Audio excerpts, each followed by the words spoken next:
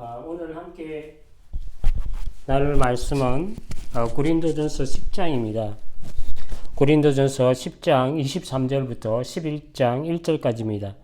이 말씀을 가지고 함께 우리가 나누도록 하겠습니다. 직장을 다니는 많은 사람들이 말을 합니다. 일이 많아서 힘들기도 하지만 일보다도 더 힘든 것이 바로 사람 때문에 힘들다고 말을 많이 합니다. 교회 공동체는 항상 은혜와 사랑이 넘칩니다. 그럼에도 불구하고 때로는 다른 그 배경과 환경과 그 생각과 여러 가지 그 적색이 있는 사람들이 같이 모여서 공동체를 이루고 있기 때문에 말과 행동으로 상처를 주기도 하고 상처를 받기도 하고 시험에 들기도 합니다. 우리가 하나님을 예비하고 또 말씀을 듣고 기도하고 신앙생활 전반에 있어서 가장 힘든 것 중에 하나가 바로 교회 공동체 안에서 다른 사람들을 의식하며 신앙생활 하는 것이 가장 어려운 것 중에 하나입니다. 이러한 문제는 고린도 교회에도 있었습니다.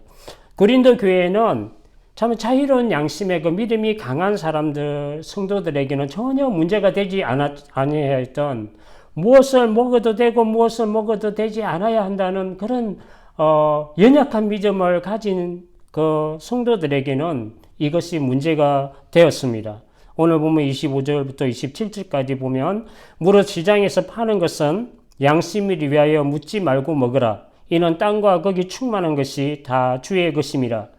불신자 중에 누가 너희를 청할 때에 너희가 가고자 하거든 너희 앞에 차려놓은 것은 무엇이든지 양심을 위하여 묻지 말고 먹으라. 지금도 오늘날도 보면 제사를 준비할 때 보면 가장 좋은 것으로 비싼 것으로 준비하듯이 그때 당시 우상에 드렸던 제물들도 아주 선별해서 좋은 것들로 많이 준비했기 때문에 시장에 유통이 됐어요. 복음 안에서 강한 자들은 이런 우상의 제물에 먹는 것이 자신의 믿음과 양심에 전혀 영향을 주지 않기 때문에 먹는 것이 전혀 문제가 되지 않았습니다. 왜냐하면 하나님께서 창조하시고 땅에 충만하게 하신 모든 것이 선하고 아름답기 때문에 감사함으로 먹으면 아무 문제가 없었습니다. 그 음식이 사람을 더럽게 하지 않습니다. 하나님께서 지으신 모든 것이 선함에 감사함으로 받으면 버릴 것이 없나니 디모데전서 4장 4절에 말씀합니다. 있지도 않은 우상을 만드는 그 우상의 마음이 나쁜 것이지 하나님께서 만드신 그 음식물 자체가 더러운 것이 아니기 때문에 그렇습니다. 우상의 제물이라도 그 음식은 그 자체가 지어진 목적대로 사람의 생명을 위해서 사용되는 것이니 전혀 문제가 없다는 것을 말씀합니다. 그래서 불신자들이나 지인들이나 친구들이나 다른 종교를 가진 친척들이 우리를 초청하거든. 그럴 때 음식을 나른다 해서 전혀 양심에 끄림낌이 없고 교제함으로 선한 영향력을 끼쳐야 한다는 것을 말씀하고 있습니다. 갈라디아서 2장 11절 이하에 보면 안디옥에서 있었던 사건입니다. 베드로 사도가 이방인들을 전도하면서 이방인들과 함께 먹고 있는데 예루살렘에서 야고보 사도가 보낸 할례 받은 자 유대교 기독교인들이 오는 것을 보고 두려워서 피합니다. 이방인들과 있다가 이 모습을 보고 바울이 많은 사람들 앞에서 대면하여 면책을 줍니다. 어떻게 복음에 끓이키는 행위를 하느냐? 복음에 전혀 위배되는 행동을 했다는 것입니다. 우리가 예수 그리스도의 복음으로 충실하게 살지 못하는데 어찌 이방인들을 나처럼 그리스도인으로 살게 하겠느냐? 이렇게 책망을 합니다. 그런데 어떤 고린도서 6장 14절에 보면 믿지 않는 자들과 몽회를 같이 하지 말라 이 말이 있습니다. 이 말씀은 조금 다르게 해석을 해야 합니다. 이 믿지 않는 자들은 우리의 순수한 믿음을 빼앗길 수 있는 자들입니다. 우리가 그들과 함께함으로 말미암아 나의 믿음이 오히려 더 퇴보하고 빼앗길 수 있는 그런 상황의 우상 숭배자들이나 도덕적 타락의 얘기를 같이 한다든지 거짓 선지자들의 그 적그리스도들과 함께하는 그런 것들을 그 순항의 순수한 믿음을 빼앗길 수 있는 그런 것들을 경계하여 믿지 않는 자들과 함께 멍에를 매지 말라는 의미로 주신 말씀입니다. 그런데 우리가 이렇게 규제하다가도 순수한 믿음을 가진 연약한 성도들이 누군가가 이것들이 다 재물에 바쳐진 물건들이다. 우상의 재물들이다. 라고 누군가가 이야기를 하면 나는 그것을 먹을 수 있는 그 믿음과 양심이 있음에도 불구하고 그것을 말하는 연약한 믿음의 그 초신자들을 위해서 또 다른 영혼들을 위해서 내가 그것을 먹지 않고 자제하고 억제함으로 그들에 대한 배려와 사랑을 보여야 한다는 것을 말씀합니다. 28절과 29절을 보면 누가 너에게 이것이 재물이라 말하거든 알게 한 자와 그 양심을 위하여 먹지 말라. 내가 말한 양심은 너희의 것이 아니요 남의 것이니 어찌하여 내 자유가 남의 양심으로 말미암아 판단을 받으리요. 형제 중에 믿음이 약하여서 자기가 생각한 믿음의 정도에는 저 우상의 재물을 먹으면 우상을 섬기는 것이고 그리스도인들이 먹어서는 안 되는 죄를 짓는 것으로 생각하는 사람이 있습니다. 내 믿음의 양심과 자유를 가지고 배려와 사랑이 없이 아니야, 야, 이거는 우리는 먹어도 되는 거야. 그렇게 주장하지 말라는 것입니다. 믿음이 연약한 그 초신자들의 그 양심과 믿음 안에서 그 음식을 먹지 않는 배려와 사랑을 보여줘야 한다는 그런 말씀을 하고 있습니다. 성경이 말씀하시는 이 양심은 믿음이 강한 자의 양심이 아닙니다. 믿음이 약한 자의 양심을 말하고 있습니다. 믿음이 강한 자는 우상의 재물을 먹는 것이 전혀 꺼리낌이 없고 그러므로 전혀 자기의 그 믿음과 영혼이 흔들리지 않으나 믿음이 약해진 그 약한 자에게는 상처와 실망과 의심으로 그것이 문제가 되기도 하기 때문에 그렇습니다. 만일 음식으로 말미암아 내 형제가 근심하게 되면 이는 내가 사랑으로 행하지 아니함이라. 그리스도께서 대신하여 죽으신 형제를 내 음식으로 망하게 하지 말라. 로마서 14장 15절에 말씀합니다.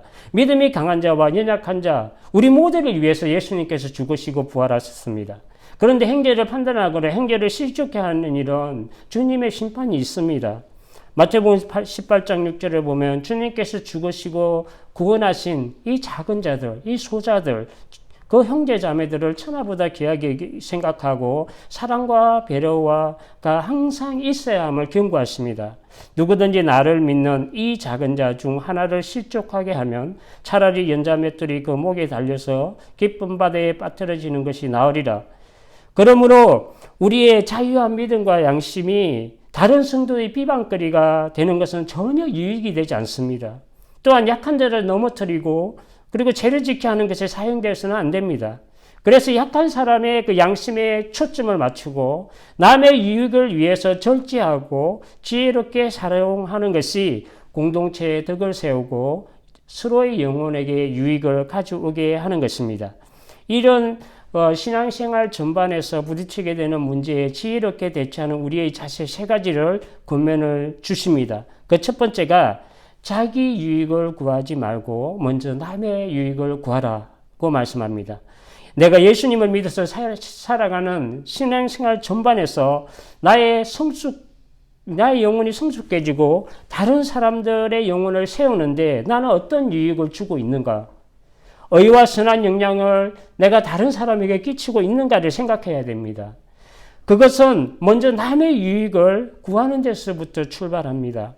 23절과 24절을 보면 모든 것이 가하나 모든 것이 유익한 것은 아니요 모든 것이 가하나 모든 것이 덕을 세우는 것이 아니니 누구든지 자기 유익을 구하지 말고 남의 유익을 구하라.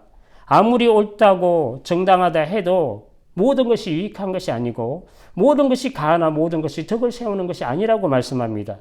자기 생각이 옳고 그러니까 나는 말을 하고 행동할 자유가 있지만 그것이 다 유익하게 하는 것이 아니고 공동체의 덕을 세우는 것이 부분이 세우지 못하는 부분이 있다면 개인의 자유를 다른 사람들과 공동체를 위하여 배려하고 절제해야 한다는 것을 말씀합니다. 믿음이 강한 자가 믿음이 약한 자에 대한 배려와 사랑이 있어야 하는 것을 말씀합니다. 우리의 신앙생활이 항상 먼저 약자를 배려하고 그리고 다른 사람을 먼저 생각해야 함을 말씀하고 있습니다. 가진 그 자유와 권리는 약자들과 다른 사람들의 유익과 공동체의 덕을 세우는 데 소용되어야 합니다. 다른 사람의 그 유익을 위해서 나의 자유와 그 권리를 포기한다면 그것은 자유와 권리를 잃어버리는 것이 아닙니다. 오히려 그것을 잘 사용함으로 해서 모두를 유익하게 하고 공동체의 덕을 세우는 그런 아름다운 행위가 됩니다. 하나님의 나라는 먹는 것과 마시는 것이 아니요 오직 성령 안에 있는 의와 평강과 희락이라. 로마서 5장 17절에 말씀합니다. 두 번째로 주시는 권면은 무엇을 하든지 다 하나님의 영광을 위해서 하라고 말씀하십니다. 31절을 보면 그런즉 너희가 먹든지 마시든지 무엇을 하든지 하나님의 영광을 위하여 하라. 왜 이러한 나라와 나의 권리와 자유를 다른 사람과 공동체를 위해서 포기하고 절제해야 되는가의 결론적인 그 말씀은 바로 하나님의 영광을 위해서입니다. 예수 그리스도의 안에서 부르심을 받은 성도의 삶은 하나님을 영화롭게 하는 것이며 우리가 창조된 목적은 하나님의 영광을 위해서 우리가 창조된 것입니다. 이사야서 43장 7절과 21절에 말씀합니다. 내 이름으로 불러지는 모든 자, 곧 내가 내 영광을 위하여 창조한 자를 오게 하라. 내가 그를 지었고 그를 내가 만들었느니라. 이 백성은 내가 나를 위하여 지었나니 나를 찬송하게 하려 함이니라. 성도들의 모든 말과 행동은 주의 이름으로 하고 봉사와 섬김은 내 힘으로 하는 것이 아니라 하나님이 공급하시는 힘으로 해야 화평이 있고 기쁨이 있고 하나님께 영광이 됩니다. 만일 누가 말을 하려면 하나님의 말씀을 하는 것 같이 하고 누가 봉사하려면 하나님이 공급하시는 힘으로 하는 것 같이 하라. 이는 범사에 예수 그리스도로 말미암아 하나님이 영광을 받으시게 하려 함이니 그에게 영광과 권능이 세세에 무궁하도록 있느니라. 지금까지 나누었던 다른 사람의 그 유익을 위하여 자기의 권리와 자유를 절제하고 또 사용하고 약한 자를 위해서 헌신하고 희생하며 사랑으로 공동체의 그 덕을 세우는 이런 모든 것들이 다 하나님의 영광을 위하여 하라는 그 말에 포함이 됩니다. 마지막 세 번째 보면은 걸림돌이 다른 사람들에게 내가 걸림돌이 되지 말고 오히려 많은 사람에게 유익을 구하여 그들로 구원을 받게 하라고 말씀합니다. 32절과 33절에 보면 유대인에게나 헬라에게나 하나님의 교회나 거치는 자가 되지 말고 나와 같이 모든 일에 모든 사람을 기쁘게 하여 자신의 유익을 구하지 않고 많은 사람의 유익을 구하여 그들로 구원을 받게 하라. 그들이 구원으로 가는 길에 내가 장애가 되고 걸림이 되지 말라는 것입니다. 연약한 성도들에게 시험들에게 할 수 있는 부딪힘이 되고 걸림이 되는 말과 행동을 형제자매들 앞에서 하지 않도록 주의하고 무엇이든지 형제자매들에게 끓이키게 하게 하는 그런 일을 하지 않는 것이 아름다운 신앙입니다. 다른 사람에게 기쁨을 주고 그리스도 안에서 그들을 얻기 위하여 바울 자신은 얼마나 다른 환경에 스스로 자기를 복종시키고 희생했는지 고린도전서 9장 18절 이하에 말씀합니다. 그들은 사도 바울은 사도로 부름을 받았습니다. 그러나 그는 그에 가진 그 사도의 권리를 복음을 위해서 사도의 권리를 다 사용하지 않았다고 자기는 고백하고 있습니다. 자기는 이제는 예수 그리스도 안에서 완전한 자유한 자가 되었으나 모든 사람에게 종이 된 것은 바로 그 한 사람이라도 얻기 위함이라고 그는 말하고 있습니다. 그들은 유대인들을 위해서는 유대인같이 되고 율법에 있는 자들에게는 이제는 율법에서 자유하게 되었으나 율법 있는 자 같이 된 이유는 율법 있는 자를 얻기 위함이요 율법이 없는 이방인들에게는 자기는 하나님에서 율법을 가진 자나 내가 율법이 없는 자 같이 된 것은 그 이방인들 하나라도 얻기 위함이라고 그는 고백하고 있습니다. 약한 자들에게 내가 약한 자와 같이 된 것은 약한 자들을 얻고자 함이요 내가 여러 사람에게 여러 모습이 된 것은 아무쪼록 몇 사람이라도 구원하고자 함이니 내가 복음을 위하여 모든 것을 행함은 복음에 참여하고자 함이라. 바울은 다른 사람들의 잘못도 같이 잘못하고 그 사람의 비위를 맞추기 위해서 이 일을 한 것이 아니라 예수 그리스도의 복음이 말에 그치지 않고 겸손하고 충실하게 행함으로 세상을 섬겼습니다. 바울은 자기 중심적인 그 삶을 산 것이 아니라 예수님께서 요구하시는 그 삶을 살기에 힘썼고 또한 예수님께서 자신에게 세상 사람들에게 하신 그것을 쫓아 감으로 담대하게 이런 삶을 살 수가 있었습니다. 우리도 내 안에 사신 그 예수 그리스도를 믿는 믿음 안에서 복음으로 살아내는 삶을 살아가야 합니다. 내가 그리스도와 함께 십자가에 못 박혔나니 그런즉 이제는 내가 산 것이 아니요 오직 내 안에 그리스도께서 사신 것이라. 이제 내가 육체 가운데 사는 것은 나를 사랑하사 나를 위하여 자기 자신을 버리신 하나님의 아들을 믿는 믿음 안에서 사는 것이라. 말씀을 정리하겠습니다. 많이 아는 지식은 잘못 사용하면 때로는 선생되려고 하는 교만을 가져오게 합니다. 그러나 그 많은 지식을 가지고 있으면서도 사랑으로 행하면 자신과 남에게 유익을 주게 되고 공동체의 기쁨과 화평과 덕을 세우게 합니다. 성 프란시스코는 제자들과 함께 40일 금식 기도를 했습니다. 39일째에 한 제자가 이 끓이는 숯불 냄새가 너무 좋아서 그만 유혹에 넘어가서 그 숯불을 먹게 됩니다. 같이 함께 금식하던 그 제자들이 막 그 동료를 쏘아보기 시작합니다. 그러면서 프란시스코 선생을 바라봅니다. 저 제자에게 뭔가 꾸짖을 만한 말을 주십시오 하는 듯한 그 눈빛으로 선생님을 쳐다봅니다. 선생님이 그들의 눈빛을 보니까 많은 분노의 눈빛이었습니다. 그래서 그 자리에 그가 먹던 숟가락을 들어서 그 숯불을 프란시스코가 먹습니다. 그리고 말했습니다. 우리가 금식을 하며 기도를 드리는 것은 모두가 예수님의 인격을 담고 그분의 성품을 본받아 서로가 서로를 참으며 사랑하며 아끼는 것입니다. 그 젊은이가 유혹을 이기지 못하고 숯불을 떠먹는 것은 죄가 아닙니다. 하지만 그를 정죄하고 배척하는 여러분들이야말로 지금 큰 죄를 짓고 있는 것입니다. 굶으면서 서로 미워하는 것보다 실컷 먹고 사랑하는 것이 더 낫습니다. 이런 말을 했습니다. 사랑은 자랑하지 아니하며 교만하지 아니하며 무리하게 행치 아니하고 자기 유익을 구하지 아니하는 것입니다. 코로나로 인하여 성도들이 모이지 못하고 가족들과 지인들이 함께하지 못하므로 더욱 아름다운 그 관계와 교제와 사랑이 그립고 소중하게 생각되는 때입니다. 거침이 되고 걸림이 되는 말과 행동을 형제들 자매들 앞에 두는 자들이 아니라 다른 사람들의 유익을 먼저 생각하고 먼저 사랑과 배려에 그 충만한 우리 삶이 되어서 하나님께 영광을 돌리고 많은 사람들을 주님께 인도하는 저와 여러분들이 되시기를 주님의 이름으로 축복합니다. 기도하겠습니다. 거룩하신 아버지 하나님 감사합니다.